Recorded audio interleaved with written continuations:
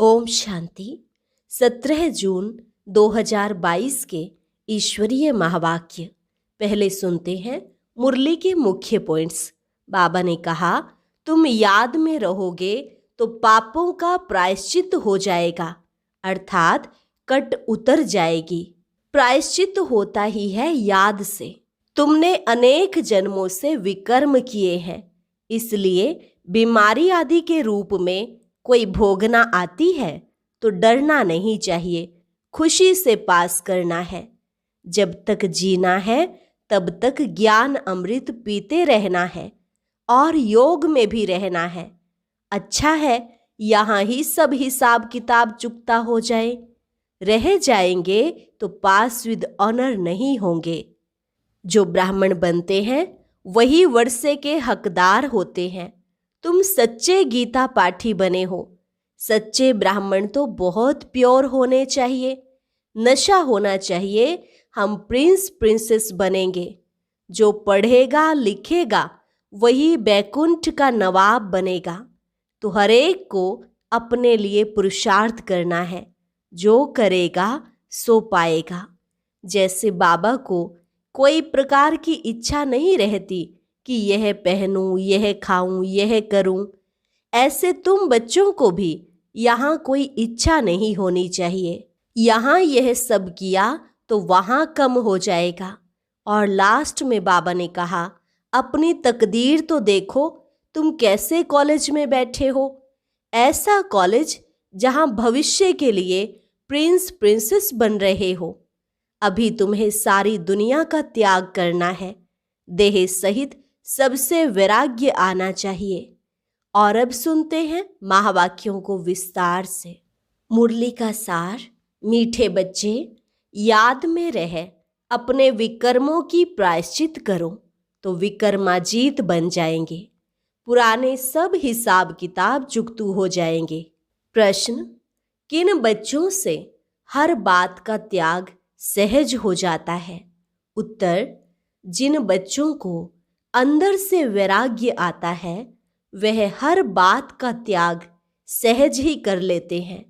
तुम बच्चों के अंदर अब यह इच्छाएं नहीं होनी चाहिए कि यह पहनूं, यह खाऊं, यह करूं। देह सहित सारी पुरानी दुनिया का ही त्याग करना है। बाप आए हैं तुम्हें हथेली पर बहिष्ठ देने, तो इस पुरानी दुनिया से बुद्धि योग हट जाना चाहिए। गीत। माता ओ माता, तू है सबकी भाग्य विधाता। ओम शांति। बच्चों ने अपने माँ की महिमा सुनी। बच्चे तो बहुत हैं, समझा जाता है बरोबर बाप है तो जरूर माँ भी है। रचना के लिए माता जरूर होती है। भारत में माता के लिए बहुत अच्छी महिमा गाई जाती है। बड़ा मेला लगता है जगदम्बा का। कोई न कोई प्रकार से माँ की पूजा होती है। बाप की भी होती होगी। वह जगत अम्बा है तो वह जगत पिता है। जगत अम्बा साकार में है तो जगत पिता भी साकार में है। इन दोनों को रचयिता ही कहेंगे। यहाँ तो साकार है ना। निराकार को कहा जाता है गॉड फादर। मदर फादर का राज तो समझाया गया है। छोटी माँ भी है, बड़ी माँ भी है। महिमा छोटी माँ की है। भले अडोप्ट करते हैं, माँ को भी अडोप्ट किया है तो यह बड़ी माँ हो गई, परंतु महिमा सारी छोटी माँ की है। यह भी बच्चे जानते हैं। हर एक को अपने कर्म भोग का हिसाब किताब चुकतू करना है, क्योंकि विकर्माजीत थे। फिर रावण ने विकर्मी बना दिया है। विक्रम संवत भी है तो विकर्माजीत संवत भी है। पहला आधा कल्प विकर्माजीत कहेंगे, फिर आधा कल्प विक्रम संवत शुरू होता है। अभी तुम बच्चे विकर्मों पर जीत पाकर विकर्माजीत बनते हो। पाप जो है उनको योग बल से प्रायश्चित करते हैं। प्रायश्चित होता ही है याद से। जो बाप समझाते हैं कि बच्चे याद करो तो पापों का प्रायश्चित हो जाएगा, अर्थात कट उतर जाएगी।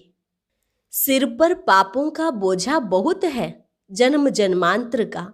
समझाया गया है कि जो नंबर 1 में पुण्य आत्मा बनता है वही फिर नंबर 1 पाप आत्मा भी बनता है।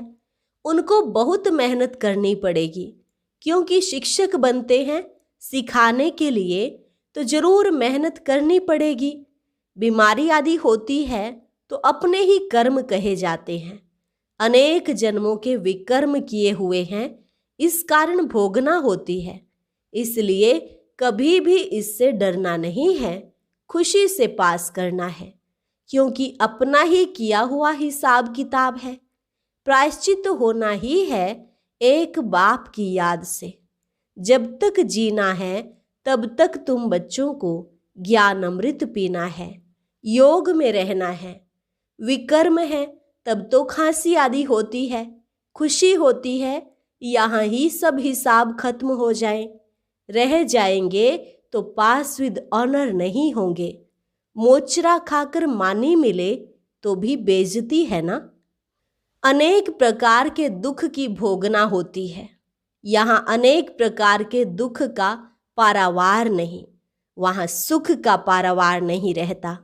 नाम ही है स्वर्ग। क्रिश्चियन लोग कहते हैं हेवन, हेवनली गॉड फादर। इन बातों को तुम जानते हो।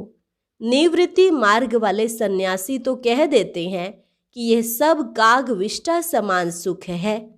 इस दुनिया में बरोबर ऐसा है। भले कितना भी किसको सुख हो, परंतु वह है अल्पकाल का सुख। स्थायी सुख तो बिल्कुल नहीं है। बैठे बैठे आपदाएं आ जाती है, हार्ट फेल हो जाती है, आत्मा एक शरीर छोड़ दूसरे में जाकर प्रवेश करती है, तो शरीर आपे ही मिट्टी हो जाता। जानवरों के शरीर फिर भी काम में आते हैं, मनुष्यों का काम नहीं आता है। तमो प्रधान पतित शरीर कोई काम का नहीं, कौड़ियों मिसल है। देवताओं के शरीर हीरे मिसल है, तो देखो उन्हों की कितनी पूजा होती है। यह समझ अभी तुम बच्चों को मिली है। यह है बेहद का बाप जो मोस्ट बिलवेड है, जिसको फिर आधा कल्प याद किया। जो ब्राह्मण बनते हैं वही बाप से वर्षा लेने के हकदार होते हैं। सच्चे ब्राह्मण बहुत प्योर होने चाहिए। सच्चे गीता पाठी को पवित्र तो रहना ही है। वह झूठे गीता पाठी पवित्र नहीं रहते। अब गीता में तो लिखा हुआ है काम महाशत्रु है, फिर खुद गीता सुनाने वाले पवित्र कहाँ रहते हैं। गीता है सर्वशास्त्रमय शिरोमणि, जिससे बाप ने कौड़ी से हीरे तुल्य बनाया है। यह भी तुम समझते हो, गीता पाठी नहीं समझ सकते। वह तो तोते मुआफिक पढ़ते रहते हैं। महिमा सारी है ही एक की, और किसी चीज की महिमा है नहीं। ब्रह्मा विष्णु शंकर की भी महिमा नहीं। तुम उनके आगे कितना भी माथा टेको, उनके आगे बलि चढ़ो, तो भी वर्षा नहीं मिलेगा। काशी में काशी कलवट खाते हैं ना, अभी गवर्नमेंट ने बंद करा दिया है, नहीं तो बहुत काशी कलवट खाते थे। कुएं में जाकर कूदते थे, कोई देवी पर बलि चढ़ते थे, कोई शिव पर। देवताओं पर बलि चढ़ने का कोई फायदा नहीं। काली पर बलि चढ़ते, काली को कितना काला काला बना दिया है। अभी तो हैं सभी आयरन एजिड, जो पहले गोल्डन एजिड थे। अम्बा एक को ही कहा जाता है, पिता को कभी अम्बा नहीं कहेंगे। अब यह कोई भी नहीं जानते। जगत अम्बा सरस्वती ब्रह्मा की बेटी है। ब्रह्मा जरूर प्रजापिता ही होगा, सूक्ष्म वतन में तो नहीं होगा। समझते हैं सरस्वती ब्रह्मा की बेटी है। ब्रह्मा को स्त्री तो बताते नहीं। बाप समझाते हैं मैंने इस ब्रह्मा द्वारा बेटी सरस्वती को अडॉप्ट किया है। बेटी भी समझती है, बाप अडॉप्ट करते हैं। ब्रह्मा को भी अडॉप्ट किया है। यह बहुत गुह्य बात है जो कोई की भी बुद्धि में नहीं है। बाप तुमको अपना भी अंत बैठकर देते हैं, सो तो जरूर सम्मुख ही देंगे ना, प्रेरणा से थोड़े ही देंगे। भगवानु आज हे बच्चे, सो जरूर साकार में आवे तब तो कहेंगे ना। निराकार बाप द्वारा बैठ पढ़ाते हैं, ब्रह्मा नहीं पढ़ाते। ब्रह्मा को ज्ञान का सागर नहीं कहा जाता है, एक ही बाप को कहा जाता है।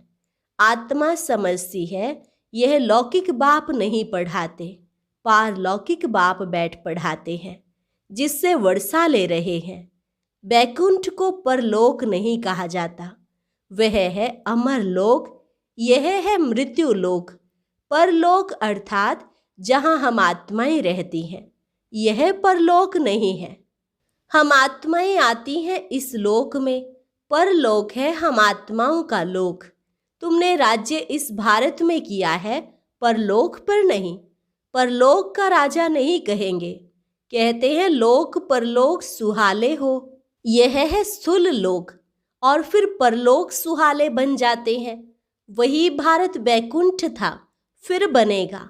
यह है मृत्यु लोक, लोक में मनुष्य रहते हैं, कहते हैं बैकुंठ लोक में जावें।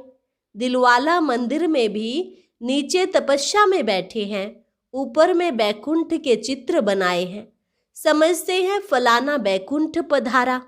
परंतु बैकुंठ तो यहाँ ही होता है, ऊपर में नहीं। आज जो यह पतित लोक है वह फिर पावन लोक हो जाएगा। पावन लोक था, अभी पास्ट हो गया है, इसलिए कहा जाता है परलोक। परे हो गया ना। भारत स्वर्ग था, अभी नर्क है, तो स्वर्ग अभी परे हो गया ना। फिर ड्रामा अनुसार वाम मार्ग में जाते हैं तो स्वर्ग परे हो जाता है, इसलिए परलोक कहते हैं। अभी तुम कहते हो हम यहाँ आकर नई दुनिया में फिर से अपना राज्य भाग्य करेंगे। हर एक अपने लिए पुरुषार्थ करते हैं, जो करेगा सो पाएगा। सब तो नहीं करेंगे, जो पढ़ेगा लिखेगा वह होगा बैकुंठ का नवाब, अर्थात मालिक बनेंगे। तुम इस सृष्टि को सोने का बनाते हो, कहते हैं ना द्वारिका सोने की थी, फिर समुद्र के नीचे चली गई। कोई बैठी तो नहीं है जो बाद में निकालेंगे। भारत स्वर्ग था, देवताएं राज्य करते थे, अभी तो कुछ नहीं है, फिर सब कुछ सोने का बनाना पड़ेगा। ऐसे नहीं वहां सोने के महल निकालने से निकल आएंगे, सब कुछ बनाने पड़ेंगे।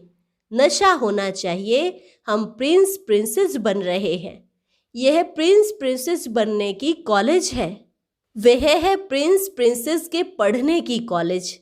तुम राजाई लेने के लिए पढ़ रहे हो, वह पास्ट जन्म में दान पुण्य करने से राजा के घर में जन्म ले प्रिंस बने हैं। वह कॉलेज कितनी अच्छी होगी, कितने अच्छे कोच आदि होंगे, टीचर के लिए भी अच्छा कोच होगा। सतयुग त्रेता में जो प्रिंस प्रिंसेस होंगे उन्हों का कॉलेज कितना अच्छा होगा। कॉलेज में तो जाते होंगे ना, भाषा तो सीखेंगे ना। उन सतयुगी प्रिंस प्रिंसेस का कॉलेज और द्वापर के विकारी प्रिंस प्रिंसेस का कॉलेज देखो, और तुम प्रिंस प्रिंसेस बनने वालों का कॉलेज देखो, कैसा साधारण है। 3 पैर पृथ्वी भी नहीं मिलती है। तुम जानते हो वहाँ प्रिंस कैसे जाते हैं कॉलेजेस में, वहाँ पैदल भी नहीं करना पड़ता। महल से निकले और यह एरोप्लेन उड़ा। वहाँ की कैसी अच्छी कॉलेज होंगी, कैसे सुंदर बगीचे महल आदि होंगे। वहाँ की हर चीज नई, सबसे उच्च नंबर 1 होती है। 5 तत्व ही सतो प्रधान हो जाते हैं। तुम्हारी सेवा कौन करेंगे? यह 5 तत्व अच्छे से अच्छी चीज तुम्हारे लिए पैदा करेंगे। जब कोई फल बहुत अच्छा कहाँ से निकलता है तो वह राजा रानी को सौगात भेजते हैं। यहाँ तो तुम्हारा बाप शिव बाबा है, सबसे उच्च, उनको तुम क्या खिलाएंगे? यह कोई भी चीज की इच्छा नहीं रखते, यह पहनूं, यह खाऊं, यह करूं। तुम बच्चों को भी यह इच्छाएं नहीं होनी चाहिए। यहाँ यह सब किया तो वहाँ वह कम हो जाएगा। अभी तो सारी दुनिया का त्याग करना है, देह सहित सब कुछ त्याग। वैराग्य आता है तो त्याग हो जाता है। बाबा कहते हैं मैं तुम बच्चों को हथेली पर बहिष्ठ देने आया हूँ। तुम जानते हो बाबा हमारा है तो जरूर उनको याद करना पड़े। जैसे कन्या की सगाई होती या लगन जुटती है तो कभी नहीं कहती कि हम पति को याद नहीं करती, क्योंकि वह लाइफ का मेल हो जाता है।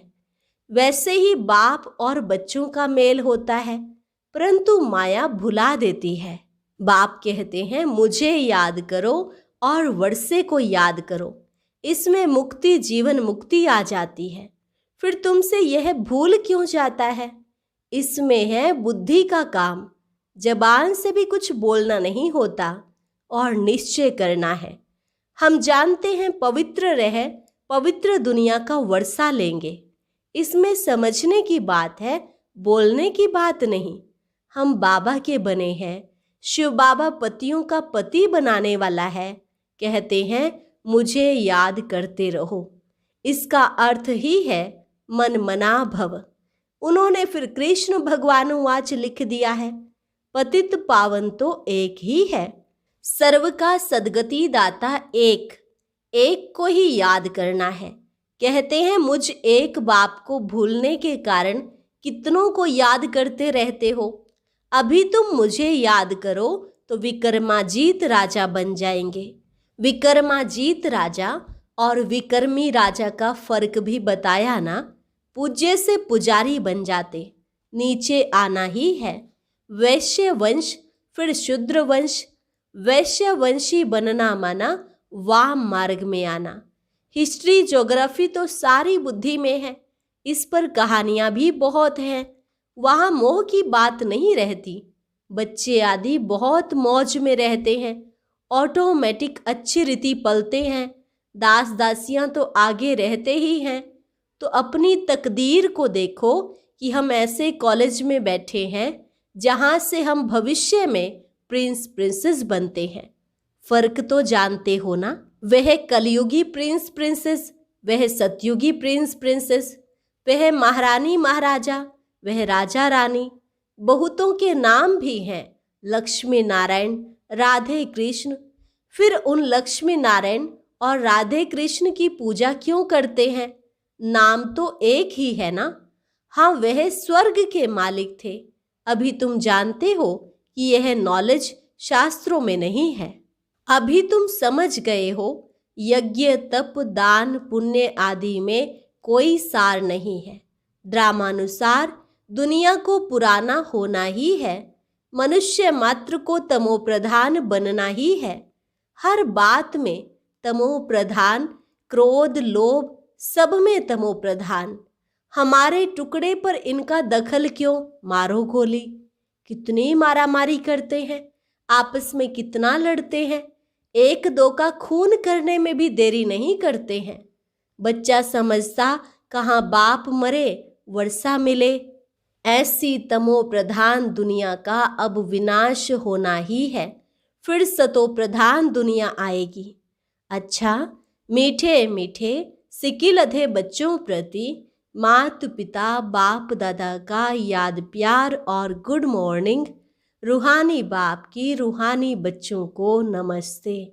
रूहानी बच्चों की रूहानी बाप दादा को नमस्ते नमस्ते, गुड मॉर्निंग। धारणा के लिए मुख्य सार। पहली पॉइंट, पुण्य आत्मा बनने के लिए याद की मेहनत करनी है। सब हिसाब किताब समाप्त कर पास विद ऑनर हो, इज्जत से जाना है। इसलिए कर्म भोग से डरना नहीं है, खुशी खुशी चुकतू करना है। दूसरी पॉइंट, सदा इसी नशे में रहना है कि हम भविष्य प्रिंस प्रिंसेस बन रहे हैं। यह है प्रिंस प्रिंसेस बनने की कॉलेज। वरदान, अचल स्थिति द्वारा मास्टर दाता बनने वाले विश्व कल्याणकारी भव। अचल स्थिति द्वारा मास्टर दाता बनने वाले विश्व कल्याणकारी भव। जो अचल स्थिति वाले हैं उनके अंदर यही शुभ भावना, शुभकामना उत्पन्न होती है कि यह भी अचल हो जाए। अचल स्थिति वालों का विशेष गुण होगा रहम दिल। हर आत्मा के प्रति सदा दातापन की भावना होगी। उनका विशेष टाइटल ही है विश्व कल्याणकारी। उनके अंदर किसी भी आत्मा के प्रति घृणा भाव, द्वेष भाव, ईर्ष्या भाव व ग्लानि का भाव उत्पन्न नहीं हो सकता। सदा ही कल्याण का भाव होगा। स्लोगन: शांति की शक्ति ही अन्य के क्रोध अग्नि को बुझाने का साधन है। शांति की शक्ति ही अन्य के क्रोध अग्नि को बुझाने का साधन है। अच्छा, और अब सुनते हैं आज का अव्यक्त ज्ञान मोती। ये एक बहुत संस्कारितापूर्ण वीडियो है, जरूर देखें, कोई भी मिस ना करे।